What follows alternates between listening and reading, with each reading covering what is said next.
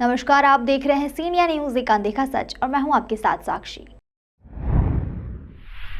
मुख्यमंत्री शिवराज सिंह चौहान ने अधिकारियों को सख्त निर्देश दिए थे कि किसी भी शिकायतकर्ता के साथ अभद्रता नहीं की जाए, लेकिन इंदौर में पुलिस कर्मियों के द्वारा लगातार पीड़ितों के साथ अभद्रता के मामले सामने आ रहे हैं। इसी कड़ी में एक मामला सामने आया है इंदौर के हीरानगर थाना क्षेत्र में। हीरानगर थाना क्षेत्र में रहने वाली एक पीड़िता अपने पति की शिकायत लेकर हीरानगर थाना प्रभारी के पास पहुंची और इस पूरे मामले में हीरानगर थाना प्रभारी दिलीप पुरी ने पति पत्नी को बिठाकर काउंसलिंग भी शुरू कर दी, लेकिन इसी दौरान वह पीड़िता पर ही विभिन्न धाराओं में कार्यवाही करने की बात कहकर धमकाने लगे। साथ ही पीड़िता ने थाना प्रभारी से निवेदन किया कि वह पति के ऊपर विभिन्न धाराओं में कार्यवाही करे, लेकिन थाना प्रभारी का यह कहना था कि पूरा मामला कोर्ट से संबंधित है, अतः इस पूरे मामले में कोर्ट में प्रतिवेदन लगाकर पूरे मामले में निराकरण करवाया जाए। लेकिन जब पीड़िता ने पूरे मामले में पति के द्वारा मारपीट कर हत्या करने की धौंस दी जाती है, यह बात थाना प्रभारी को बताई तो थाना प्रभारी ने पीड़िता को यह कहकर थाने से लौटा दिया कि यदि पति के द्वारा तुम्हारी हत्या कर दी जाएगी तो पोस्टमार्टम करवा दिया जाएगा और उसके बाद पति के खिलाफ 302 की धारा में प्रकरण दर्ज कर लिया जाएगा। इसके बाद पीड़िता ने पूरे मामले की शिकायत प्रति मंगलवार को होने वाली पुलिस जनसुनवाई में की, तो यहाँ पर मौजूद पुलिस के वरिष्ठ अधिकारियों ने पीड़िता की किसी तरह की कोई सुनवाई नहीं करते हुए संबंधित एसीपी के पास पूरे मामले में शिकायत करने की बात कहकर उसे रवाना कर दिया। फिलहाल पीड़िता ने आने वाले दिनों में पूरे मामले में सीएम हेल्पलाइन पर शिकायत करने की बात कही है। वहीं पीड़िता का कहना है कि उसकी शादी सन 2016 के आसपास नागपुर में रहने वाले एक युवक से पारिवारिक रीति रिवाज के माध्यम से हुई थी। वहीं शादी के दौरान भी पति ने विभिन्न तरह के झूठे आश्वासन दिए थे और जिस जगह पर वो नौकरी करते थे उसके बारे में भी गलत जानकारी थी।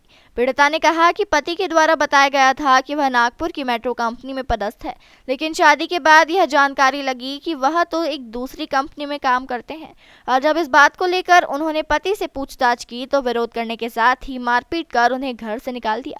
इसके बाद से पीड़िता अपने मायके में रह रही है। फिलहाल जिस तरह से रेप पीड़िता ने पूरे मामले की शिकायत पुलिस के वरिष्ठ अधिकारियों को की, लेकिन उसके बाद भी उसकी शिकायत का निराकरण नहीं हुआ, उससे कई तरह के अनुमान लगाए जाते हैं।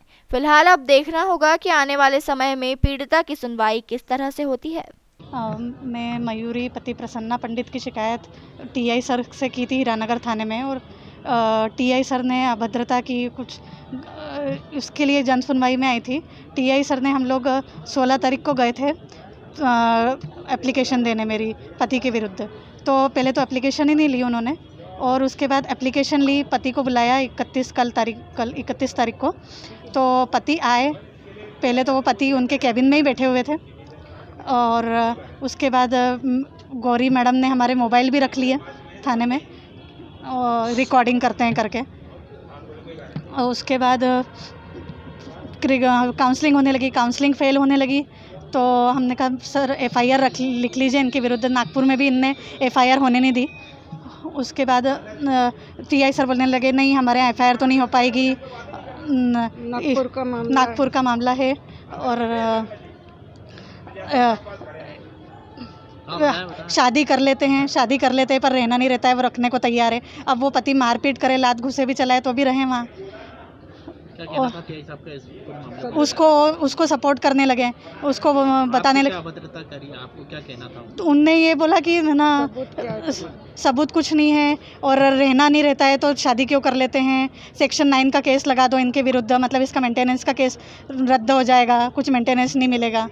तुम्हारे ऊपर केस लगाने का बोला था उन्होंने? सेक्शन 9 लगाने के लिए बोला ना उन्होंने। और क्या कहा था टीआई साहब ने? बस यही कहा। कुछ कहा था कि हाँ, और उसके बाद ये कहा उन्होंने कि हाँ मार के फेंक देंगे तो है ना 300 में पीएम करवाऊंगा और 302 में ना इसके विरुद्ध कंप्लेंट करवाऊंगा जब अगर ये मार के फेंक देगा तो। मतलब तो जाने का दबाव बना रहे थे? हाँ, जाने का बहुत दबाव बना रहे थे कि जाओ, मतलब पति मारे भी तो भी रहो, मारेगा तो कैसे रहेंगे वहाँ। मेरी सुनवाई नहीं करी थाना प्रभारी ने? हाँ, सुनवाई नहीं कर पाई। कब हुई थी आपकी शादी और किस तरह से प्रताड़ित करते थे आपके पति?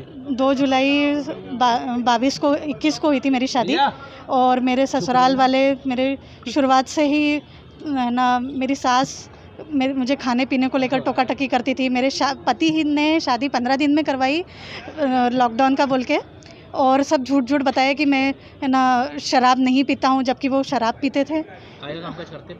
पति मेट्रो में है, नागपुर मेट्रो में। वो भी उन्होंने झूठ बोला कि मैं नागपुर मेट्रो में सरकारी अधिकारी हूँ, 1 लाख रुपए मेरी सैलरी है, और जबकि वो दूसरी एक थर्ड पार्टी के थ्रू, ग्रेट वॉल कंपनी है, उसके थ्रू वो वहाँ पे जॉब करते हैं। झूठ बोल के शादी करवा।